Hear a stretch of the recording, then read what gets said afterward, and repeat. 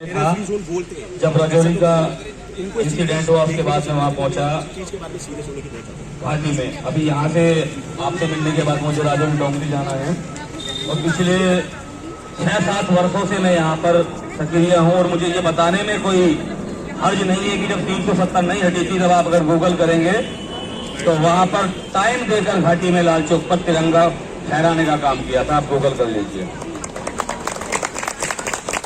देखिए ये जो ताकतें हैं जिनसे आप लड़ रहे हैं, मैं सरकार की बात नहीं कर रहा हूं, लेकिन जो टारगेट किलिंग कर रहे हैं ये बहुत ही कायर हैं, इनके अंदर हौसला नहीं है। कायर इसलिए हैं कि ये देखेंगे कि कौन इंसान अकेला है, कितनी गैदरिंग है, और अगर ये पाएंगे कि हाँ इंसान अकेला है, कोई साधन उसके पास नहीं है, तो ये अपना काम करेंगे। और कश्मीरी पंडित कब से इस देश में सिर्फ एक सब्जेक्ट बन के रह गया है। और मुझे यहाँ आने से पहले भी मैं भाई साहब से बात कर रहा था, अध्यापक हैं, मुझे भी कुछ फिल्में और दिखाई गई थी, मन में कुछ और पर्सन थे, लेकिन जब से मैं 15 मिनट से उनसे बात कर रहा हूँ तो मेरा तो माइंड ही चेंज हो गया। उनका ये कहना है कि वहाँ हमारे बच्चे अगर पढ़ते हैं, मैं खुद अध्यापक हूँ, अगर उनके बच्चे हैं तो वो आयत पढ़ेंगे और हमारे जो बच्चे तो इनोसेंट होते हैं, उनको पता नहीं होता है, तो मजबूरी में उनको भी वही पढ़ना पड़ेगा। अरे किस तरीके का साइकोलॉजी में है, क्या थोप रही हैं आप?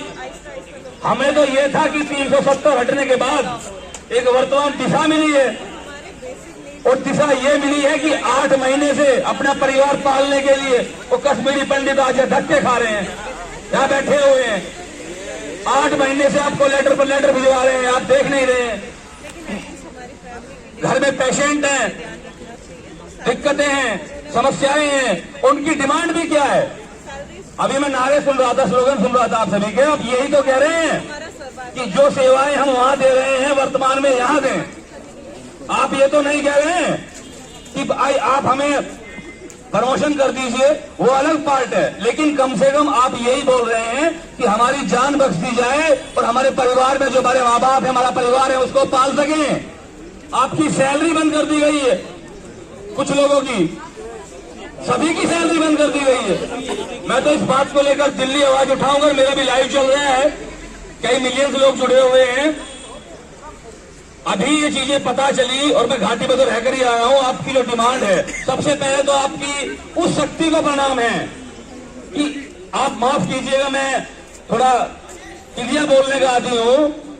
ऐसा किसी लोकतंत्र में नहीं हुआ है, विश्व के किसी भी लोकतंत्र में ऐसा नहीं हुआ है, किसी भी डेमोक्रेसी में, कि एक बहुसंख्यक देश में जिसकी आबादी बहुसंख्यक हो पूरे कंट्री में, और उसकी एक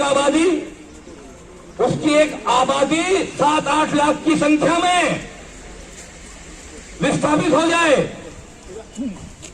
वहां से भगा भी जाए, और उसके बाद भी वो लोग वहां जॉब करने के लिए तैयार हो, और आप उनको सुरक्षा के नाम पर क्या दे रहे हैं? सिर्फ ये दे रहे हैं कि आपको टारगेट किया जाए।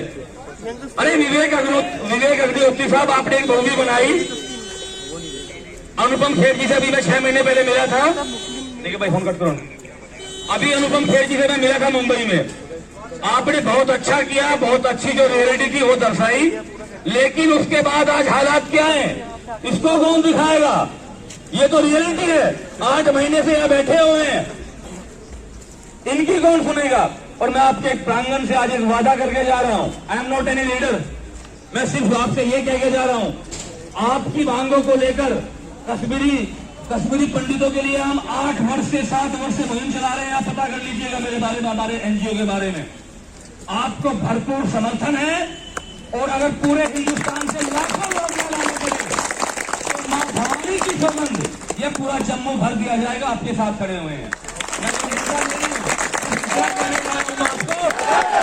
आप भले ही 50-100 हैं, लेकिन शेरों की कोई संख्या नहीं होती, राष्ट्रवादियों की कोई संख्या नहीं होती। आप जितने हैं उतने काफी हैं, चिंता मत कीजिए, आप लगे रहिए। हालात भी बदलेंगे और सरकार को भी बदलना पड़ेगा और अपने डिसीजन चेंज करने पड़ेंगे। अरे मौत के मुंह में कौन जाएगा? मौत के मुंह में सर्विस देने कौन जाएगा? चलो एक व्यक्ति हो वो जाए, कोई बात नहीं, आप पूरा परिवार पाल रहे हैं अपना, और जबकि टारगेट करके ये सब कुछ किया जा रहा है, आधार कार्ड देकर किया जा रहा है। और मेरा भी ये मित्र है अध्यापक, उनकी बात सुन रहा था तो मैं तो बिल्कुल एक तरीके से पागल हो गया। अरे हमारे बच्चे आयत पढ़ेंगे क्या? इसको बोलने में क्यों डरते हैं हम? ये किस तरीके का सेकुलरिज्म है? ऐसा संविधान तो शायद बाबा साहब ने भी नहीं बनाया होगा कि अपने देश में इस तरीके से सहन करना पड़ेगा। ऐसे नहीं चलेगा। अगर आप चुप रहेंगे तो जितने भी आपके अधिकार हैं, जो मौलिक चीजें हैं, वो भी छीन ली जाएगी। मैं आपको बताकर जा रहा हूं। लेकिन आप अड़े रहेंगे, खड़े रहेंगे तो सब सुनेंगे, क्योंकि पैरों को धमाके की आवश्यकता होती है, याद रखिएगा। और मैं आपसे इसी वादे के साथ विदा लेना चाहता हूं कि मुझे डोंगरी जाना है। दिल्ली से एक मेरे साथी हैं आपसे जुड़े हुए, उनका मुझे कॉल था। मैं हर 3 महीने में घाटी में भी आता हूं, जम्मू में भी आता हूं। जब आवश्यकता पड़ेगी हम पूरी टीम के साथ दोबारा आएंगे और आपके इस जो आपने ये पीड़ा उठाया है, मेरा भरपूर समर्थन आपको है, मेरे संगठन का समर्थन आपको है और हर एक उस राष्ट्रवादी का समर्थन मेरी तरफ से मैं कहना चाहूंगा आपको है। धन्यवाद, प्रणाम। भारत माता की जय।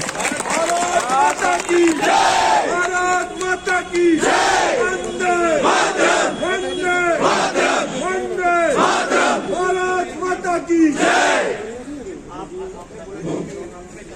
शुक्रिया उपदेश राणा जी, आप हमारे बीच आए और हमारा समर्थन किया। तो ये समाज आपका ऋणी रहेगा और उम्मीद करता है कि जब जब ये समाज संकट में आएगा तो पूरा भारतवर्ष का राष्ट्रवादी समाज हमारे समर्थन में, हमारी डिमांड्स के समर्थन में बढ़ चढ़ के हिस्सा लेगा और तब तक हिम्मत नहीं हारेगा जब तक हमारी डिमांड्स पूरी नहीं हो जाती।